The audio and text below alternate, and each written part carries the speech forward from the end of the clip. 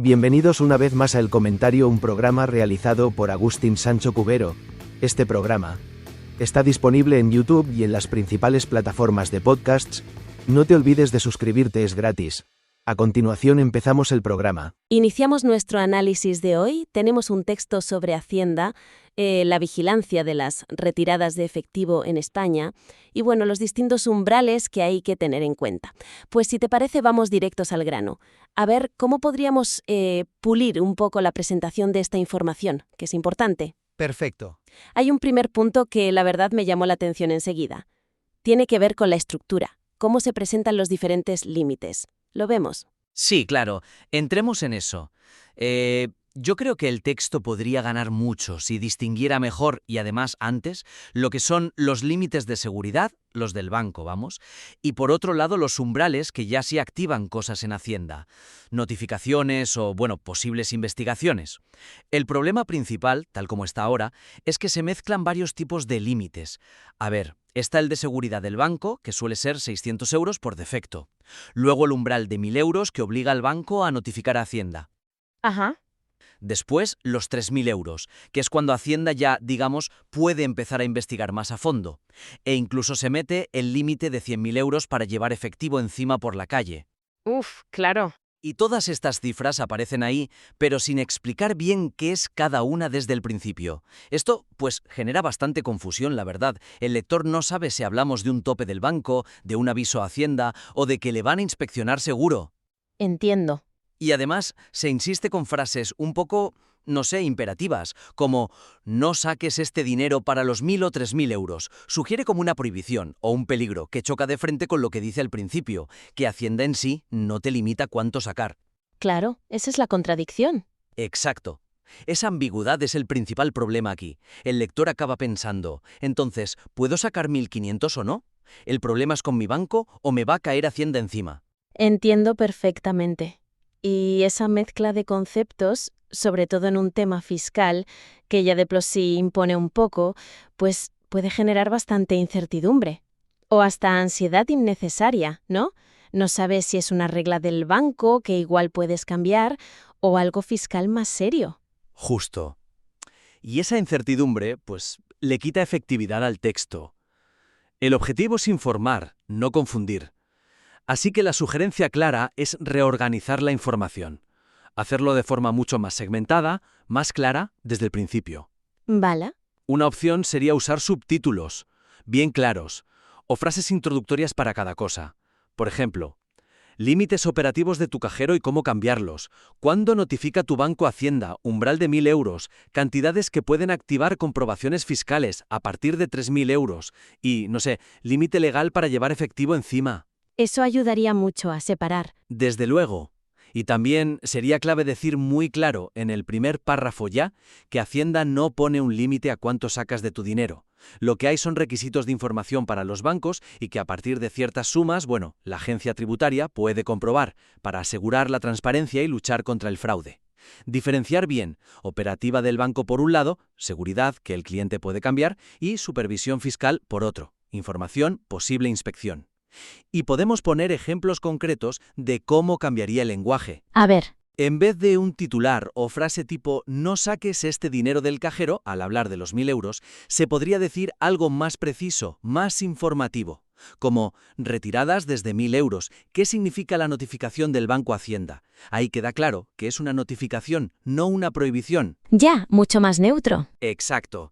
Y para los 3.000 euros, en lugar de frases alarmistas como «hará saltar todas las alarmas», ser más descriptivos del proceso real. Cantidades sobre los 3.000 euros pueden motivar que Hacienda inicie comprobaciones sobre el origen lícito del dinero. Incluso añadir, esto no implica una sanción automática, es el inicio de un posible trámite informativo. Vale. Y al hablar del límite del banco, los 600 euros, es fundamental decir, este es un límite de seguridad estándar de tu banco, para protegerte. Normalmente puedes ampliarlo hablando con ellos, no tiene que ver con Hacienda. Si le das a cada cifra su contexto y su consecuencia real, el lector lo entiende mejor y se queda más tranquilo. Queda muy claro ese punto. La estructura y la precisión al principio son fundamentales para no liar. Y ahora, relacionada con esto que decías de saltar las alarmas, me lleva al segundo punto, el tono. El tono general en algunas partes parece que tiende un poco al alarmismo, ¿no te parece? Totalmente de acuerdo. El tono que usa en varias partes sí, tiende a ser un poco alarmista y eso, yo creo, le resta bastante eficacia al objetivo principal, que debería ser informar. Informar con objetividad, con claridad. El problema está en usar expresiones como Hacienda irá a por ti, o el titular que ya comentamos, no saques este dinero del cajero. Sí, ese es muy directo. Mucho. Y crea una sensación de peligro inmediato, casi como si te fueran a perseguir o como si estuviera prohibido sacar ese dinero. Y eso, la verdad, no refleja bien cómo funcionan las cosas. Claro. A ver, es verdad que Hacienda puede investigar, puede pedir información, pero no es que te vayan a castigar automáticamente solo por sacar X dinero, sobre todo si el origen es legal y lo puedes demostrar. Ujú. Este enfoque, que roza lo amenazante, pues al final consigue lo contrario, tapa el mensaje importante, que es explicar por qué se controla esto, lucha contra el fraude, blanqueo, y qué pasa de verdad. Una notificación del banco, quizás una petición de papeles. En vez de dar conocimiento al lector, le puede generar miedo o desconfianza. Es un matiz importante, sí. Presentarlo como un choque Hacienda contra ti en vez de un procedimiento administrativo normal, pues distorsiona la percepción y puede poner al lector a la defensiva sin necesidad. Justo eso.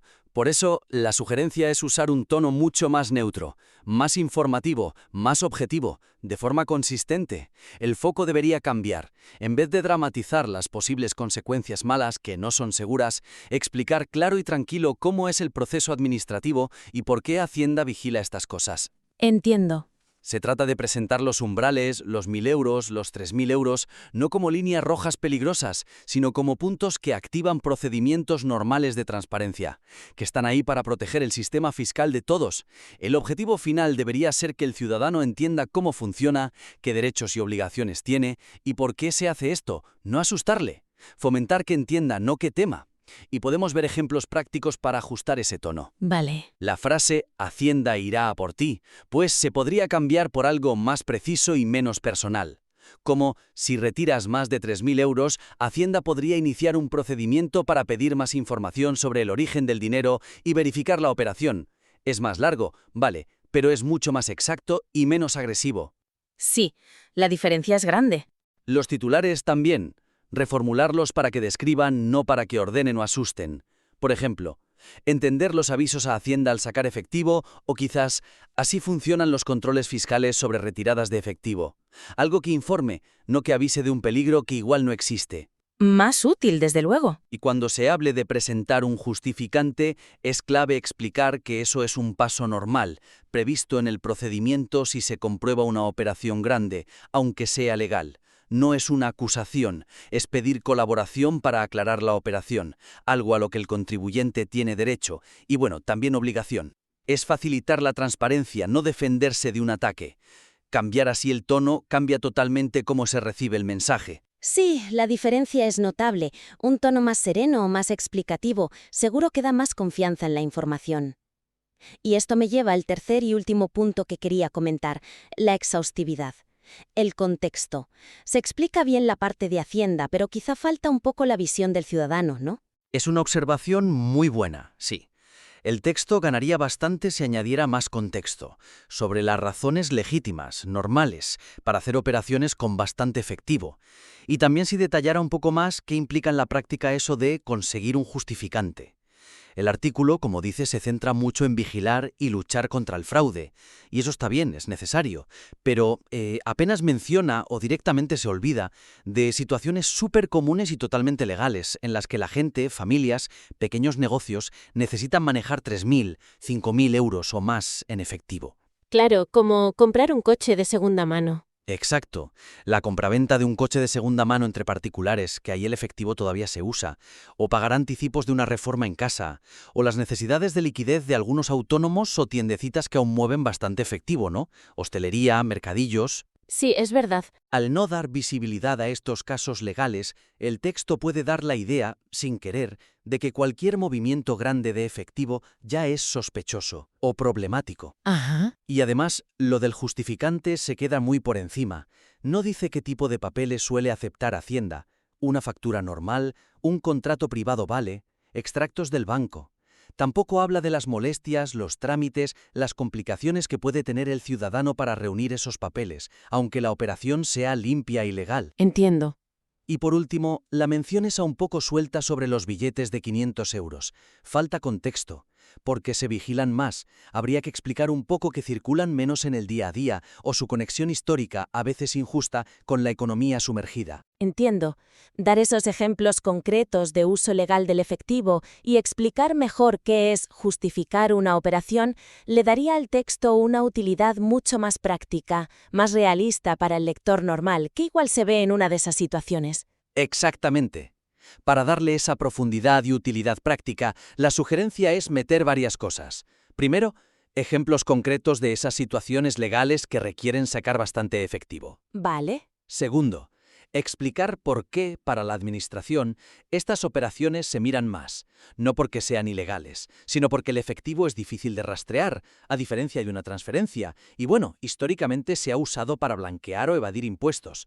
Eso justifica los controles, sin decir que usar efectivo sea malo. Claro, el porqué de las cosas. Tercero, detallar un poco más lo del justificante. ¿Qué papeles suelen pedir y aceptar? Podríamos mencionar facturas detalladas, contratos, compraventa, arras, préstamo entre particulares, extractos bancarios que enseñen bien de dónde salió el dinero, venta de acciones, una indemnización, ahorros, cosas así. Muy práctico eso. Y cuarto, si se habla del billete de 500 euros, contextualizar un poco. Que ya no se emiten, pero siguen valiendo, y que los bancos tienen que identificarte y comunicar operaciones con ellos por normativas antiblanqueo, europeas y españolas, no porque esté prohibido usarlos. A ver, ejemplos de cómo meter esto. Podríamos añadir un párrafo tipo: es importante recordar que hay muchas situaciones diarias y legales que pueden necesitar manejar bastante efectivo, comprar un coche entre particulares, dar la señal para una casa, pagar anticipos de reformas grandes o la liquidez de algunos negocios son ejemplos normales. En estos casos, aunque sea legal, es clave poder documentar bien de dónde viene y a dónde va el dinero si Hacienda lo pide, por los controles que existen contra el fraude. Muy bien explicado. Y al hablar del justificante, precisar: este justificante tiene que acreditar la operación bien. Según el caso, puede ser el contrato de compraventa, facturas, documentos de arras, extractos del banco que demuestren de dónde viene el dinero, venta de un piso, una herencia. El objetivo es demostrar que el dinero es legal y se puede seguir su rastro. Ajá.